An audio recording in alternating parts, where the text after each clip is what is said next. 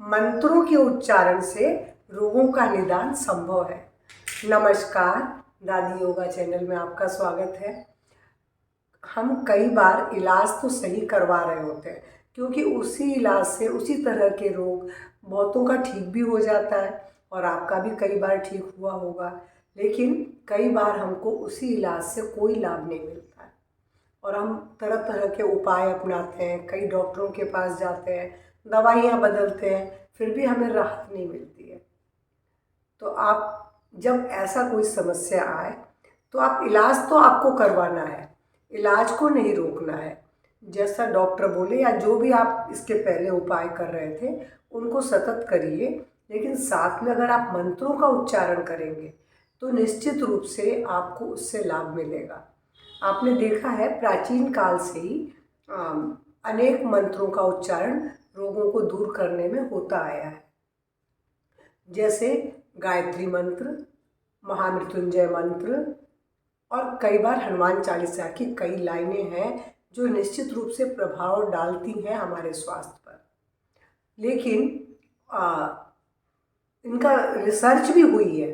जैसे गायत्री मंत्र की रिसर्च फॉरेन में भी हुई है, यानी विदेशों में भी हुई है और इंडिया में भी। तो उसमें पाया गया है कि इस मंत्र के उच्चारण से हमारे अंदर एक शक्ति जागृत होती है जो रोगों को भी दूर करती है। गायत्री मंत्र का तो खास करके ब्रेन के ऊपर बहुत अच्छा, मेमोरी के ऊपर बहुत अच्छा प्रभाव है। शरीर के रोग तो दूर होते ही हैं, मन के भी रोग दूर होते हैं। तो गायत्री मंत्र का तो सब जगह ये देखा गया है। इसीलिए आज जो प्रेग्नेंट लेडी हैं उनको ये बात बताई जाती है कि वो गायत्री मंत्र को सुने, उसका उच्चारण करें, ताकि पेट में जो बढ़ रहा बच्चा है उसके ऊपर उसका बहुत सकारात्मक प्रभाव पड़ेगा, उसका ब्रेन भी शार्प होगा। और इसी प्रकार महामृत्युंजय मंत्र भी है जिसके उच्चारण से निश्चित रूप से रोग दूर होते हैं और बहुत लोग इसका अनुष्ठान करवाते हैं। लेकिन मैं बोलती हूँ कि आप खुद करें। अगर आप नहीं कर सकते तो घर के मेंबर करें, क्योंकि घर के मेंबर की जो वाइब्रेशन रोगी को मिलेगी वो दूसरे के वाइब्रेशन उतने स्ट्रॉन्ग नहीं होंगे। हाँ, कई बार ऐसा होता है कि वो लाभ नहीं मिलता है, लेकिन ज़्यादातर बार लाभ मिलता है। लेकिन इसमें ये होता कैसे, मैं आपको ये बताऊं।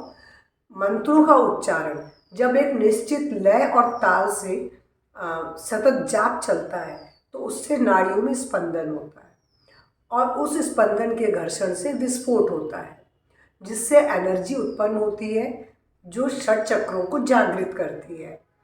और इस समस्त प्रक्रिया के समुचित अभ्यास से शरीर की रोगों से लड़ने में सहायक रोग प्रतिरोधक क्षमता जो है वो बढ़ने लगती है, जिससे शरीर स्वस्थ होने लगता है। इसीलिए अगर रोगी स्वयं कर सके तो बहुत अच्छा है, और अगर न कर सके तो घर के लोगों को अगर इन मंत्रों का उच्चारण करेंगे तो रोगी के ऊपर बहुत सकारात्मक प्रभाव पड़ेगा और वो धीरे धीरे स्वस्थ होगा। लेकिन मेरा कतई ये मतलब नहीं है कि आप सिर्फ मंत्र के भरोसे रहें, ऐसा कहीं लिखा भी नहीं है। हाँ, मंत्रों के जाप का लाभ तो बहुत से लोगों ने लिया भी है और देखा भी है और होता है।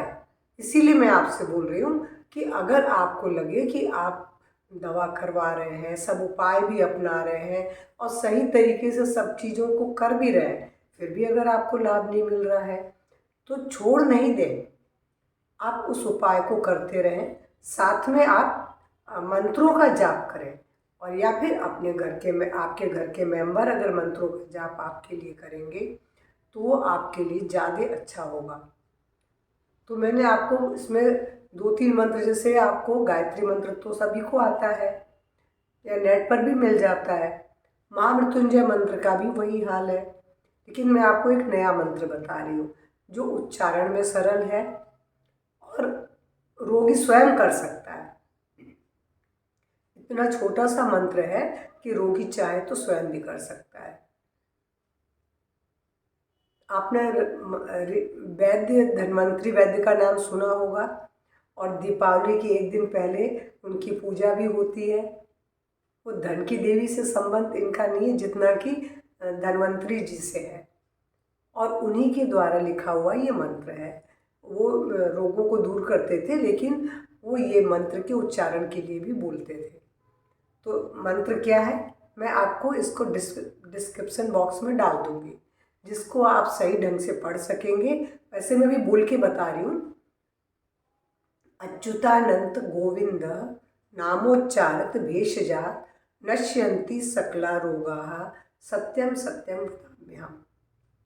फिर से एक बार बोल देती हूँ। अच्युतानंत गोविंद नामोच्चारण भेषजात नश्यन्ति सकला रोगाः सत्यम सत्यम वदाम्यहम्। अगर वो इतना बड़ा भी ना बोल पाए तो अच्युताय नमः, अनंताय नमः, गोविंदाय नमः, सिर्फ भगवान का नाम लेना है। बस आप 3 नामों का सतत उच्चारण भी करते रहेंगे। रोगी अगर करता है तो उसको उसके रोग को ठीक करने में बिल्कुल सहायता मिलेगी। तो मैंने आपको बहुत छोटी सी जानकारी दी है, थोड़े से एक ही मंत्र बताया है, जबकि मैंने बोला गायत्री मंत्र बहुत अच्छा है, पर कई लोगों के लिए उसका उच्चारण मुश्किल है। या फिर महामृत्युंजय मंत्र है, उसका भी लोगों के लिए उच्चारण थोड़ा मुश्किल है।